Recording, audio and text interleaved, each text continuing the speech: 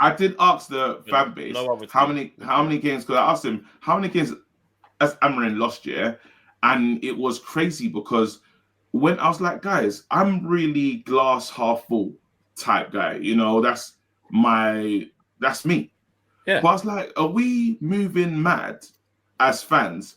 Because I obviously, when I'm delusional, that's me. That's just how I operate. The rest of everybody, we've had 34 games with this manager, and he's lost 13. He's had 13 losses, bro. And I'm like, wait, is this okay? Not like, is it okay, but this is a bit mad. AG, the chat saying, are you getting a bit creaky here? You're getting a little bit. But this is what I was saying before. This is what I was saying about the transfer strategy. That was a bit like KG's trying to put some accountability there. I don't know. No, I'm with it. I'm saying, we're at what I was saying about with the transfers. I think all Man United fans are at this point right now, which is for like transfers and next season. It is literally just, I hope it gets better. There's no real evidence to suggest that it will. Let's be honest. There is no evidence to suggest it, but it's all faith. Yeah, give him his players, and he'll be fine. It's all faith. I'm not on that. I'm on give him his players because that's what he deserves. Because you've brought him in halfway through with no money. So give him his players and let's see what. And you've effed him over by the players you brought in, different system, exactly. blah blah blah. And that's what I said about the blind faith. I'm not on. But it is faith. A neutral would say I am on blind faith because I'm saying give him money. They're saying why would you give this guy money? He's lost you 13 by games definition, already. It is blind faith, isn't it? Because you haven't seen anything. Therefore, it's faith that is blind. You know what? It is blind faith. It is blind faith. Bro, because even if you say before Amorim, 11. Just check it out. Points, You know when he before Amorim, so you're comparing them per game. PL comparisons this season, So 11 games before Amorim, 16 games, and then points 1.4 to a 1.1 with Amorim. Goals 1.3. This is where we got a little bit better to a 1.1. Goals conceded 1.7 to where it was 1.1. Pressures was we're pressuring the ball more before Amorim. Sprints, we were sprinting more before Amorim. Distance covered is about the same. Yeah, but sprinting is because we fucking kept losing the ball with a big, massive gap. So everyone's we've got more of the ball. We've got more of the ball. Marginal, We've got more of the midfield. Remember that midfield marginal thing? That's what. Yeah. You got to look. Can't lose the ball. Can't lose the ball and sprint if you've got it. You know what I mean? Exactly, you might not be going forward with it, but we've got it. Precious, bro. Got the horseshoe, mate. So don't be it's just scary because I realize that I know what I'm doing, but when I look across and I'm saying, wait, so everyone else is going on vibes because I'm going to back the manager until I can't back him no more. I will do that. So I gave Ten Hag way more leniency than I've given any other manager ever. You are consistent with that, like in terms of I'm going to back him. You do back and back until you can't anymore. Which is literally. But to be fair, I don't think evidence. It's bad. I don't think. No, but I will back without good evidence. You know what he said to me? Why are you backing Ten Hag? And I'm just backing him. Remember that was the thing. You asked you're openly admitted now. That's what you're doing now. I told people in the time. Yeah, I'm doing that now. Absolutely. Yeah. I've seen nothing. I'm just watching, saying. I'm just saying. Okay, I'm just going to back you. Like that's it. Well,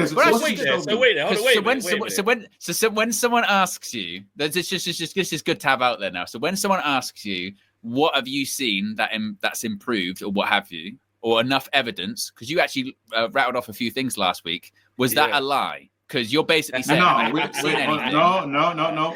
I will say. Semi-finals. Hold on, it wasn't a lie. But I haven't seen enough to say this man deserves all my trust and dreams.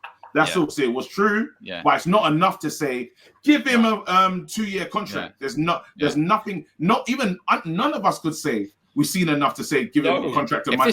If this was a driving test, you'd be like, there's quite a few majors, but I'm going to give you your license anyway. Majors, bro. And you fear away for him. People, pedestrians away for him. That's what you're going to say. So wait there, guys. Can I ask you a question then? Can I ask you a question? Because I'm involved in this as well. I basically said where I think about Ruben is that people, I don't understand wanting to sack him like now. Like you can have that opinion, but I don't agree with it. I think you've got to let him have the summer and do the. But actually, it's more logical. Let's be real with this where we are now, because it's unprecedented. We're about to finish 16th, 17th in the league, really, because we're going to lose more games. Between us and Spurs, it's a shootout. We'll probably lose to Bournemouth. Yeah. Oh, we will. I've predicted 2-0 Bournemouth. Right. This is a serious question. Is the more sensible thing to be doing right now with what's been put in front of us to be not backing this manager, and then he turns it around, you go, fair play, I didn't think you would, rather than do it no, you have to back, no, it's not his fault, we need players, Ineos, all change. Is it because the people that are saying he's not the right guy, what I'm saying is do they have a point? Because the evidence, we're saying there's no fake. We haven't seen anything. Oh, of course they go. No, they're right to have a point. They're right. They have a point. But obviously, again, it's applying the Antonio context. But we don't agree with them, though.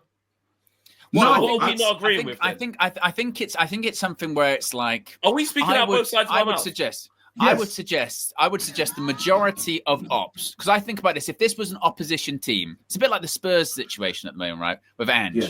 They're going to finish maybe like 16th, maybe even 17th. And I know he's been there longer, but did you see the thing of like, did you see the thing where it's like, regardless of what happens, even if they won Europa, apparently they're getting rid of them at the end of the season. Well, that's why it's, and then we look at that and we go, well, yeah, obviously, look what the season they've had. Even if they won Europa, it would be bullshit. It doesn't really make any difference. But for us, we're going, well, Ruben, he's going to stay this season. And if he wins Europa, that's great. No, because the Spurs one is worse. But like I said, they'll say he's been there longer. But I'm saying like it would be a perfectly rational take from an op, wouldn't it? At the moment, to look at Man United and go, why are you keeping that guy? He hasn't done anything. You might as well change at the end of the season, mate. Yeah. Because what they're saying is what the ops say, which when they say, and I'd probably say that if it was if an op team was in the same situation, I'd look at that and be like, we would all do it. Mate, if this was Chelsea, if this was Arsenal, if this was Spurs, well, it is Spurs. We couldn't wait to be able to say, look at your stupid manager losing again. He's got to go. And the problem is, if we're being real, like I said, when the ops say it to me, I have to just push back with something else immediately because it gets uncomfortable. They go, but he hasn't improved anything of what you've got. A manager's job. One man said, you know what one man said to me? He goes to me. When he said this one, I went, I need to change the subject quick. This is him. So you tell me, what's the point in getting your UEFA A license? What's your coaching badges for? What's it for? If you can't maneuver things and try a thing and just improve something to stem the bleed, why are you getting UEFA Pro license for? Why are you a manager then? All you can do is just say I have to wait till I get everything. What can you do on your set? What can you do? And I was like, this is when, and I hate, like, do you know what? It would have been okay. I hear you. This is where I give him. What are you doing? This is where I did the pushback. Because any of those normal clubs, those normal UEFA, like proper clubs that are Champions League and Europa League ready, will never be in the situation of the playing field that we have right now. In terms of what we have available to the manager is a disgrace. It is a disgrace. Is it 15th disgrace? Is it? It's a disgrace that we only have this. You say that though, but we've seen in the last couple of seasons, we've seen Chelsea finish, mid-table. We've seen Spurs this season finish bottom half. So big clubs have done it, but not. No, I understand that, but I'm saying 15, what Man United have into personnel-wise. I'm talking because even Sir Jim said, "Look, you can't see how we spent £1 billion." Oh yeah, definitely. I that's the biggest part of it, like, because that part is still true. While he's done a shit job, you look at Man United and you say, "Where's the billion gone?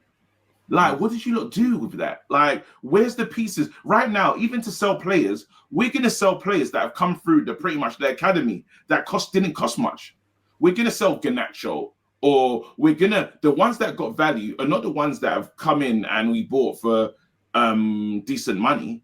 They're like it's just operating at a loss completely. And a Champions League or a top tier club shouldn't look like this. So you say, well, a manager at a top tier club should get better results, but a top tier club, personnel wise, should not have this. But this is when we go back to the natural pushback will be, like Flex was just sort of saying, people will look at that squad and go, yeah, they're bad, but 15th? Is it the 50th? Is it the 50th? I have to agree. And that's the argument, isn't it?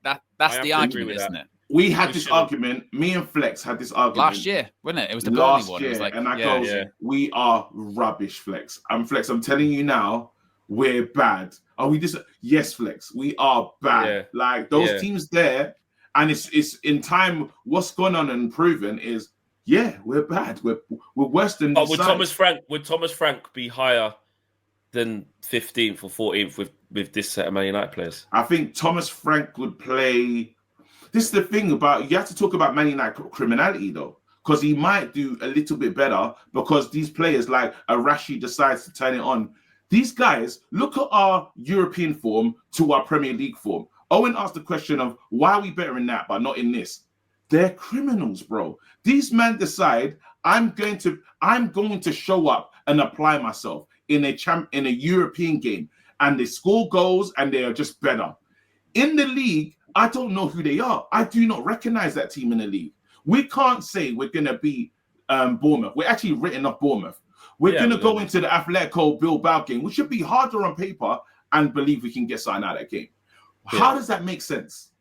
Yeah, and by the way, if you've seen have you seen Bilbao's like actual form in La Liga this season? Like, if you're going to look at it rationally, like Bilbao, they're fourth in the Liga. They've only lost 5 games in the league this season. They don't lose. There you go. But guess what? Every Man United fan will fancy us in that one to say they've lost. They've lost the same amount of games as Atletico Madrid, Real Madrid, and Barcelona. They are joint with the least amount of games lost in the league. They've just drawn a lot. They've just drawn 12 games this season. Like, they're good. There you go. They are good. And you lot fancy us, right? You lot fancy us over there in that game? Well, my feeling is if we beat Bilbao, then we'll win the whole thing. That's the one. And that's what I'm saying. And that's what when you talk about. That's when you talk about criminality. So with Thomas Frank on his, he could have got a tune out of Rashi. Rashi probably wouldn't have went. Yeah, but we're gonna come back to this thing again, this horrid cycle. So when you do look at the Marcels that say we have to go through this process of finding out the criminals, getting rid of them, and just this whatever cycle that we're in, we have to play it through. Yeah, and that's why Amorim has to stay. There you go. It turned into an Amorim debate again, just because it just went there. The conversation went there. That's what happens in the Trinity. And in general, everyone has their say, and these are real life topics, mate. We're not just making them up. These are, of people you talk to. We all have people we talk to. Yeah, this is what happens. Experiences. You talk to people, and they're like, "That guy's rubbish. Get rid of him." Why are you even entertaining that? You're 14th, mate.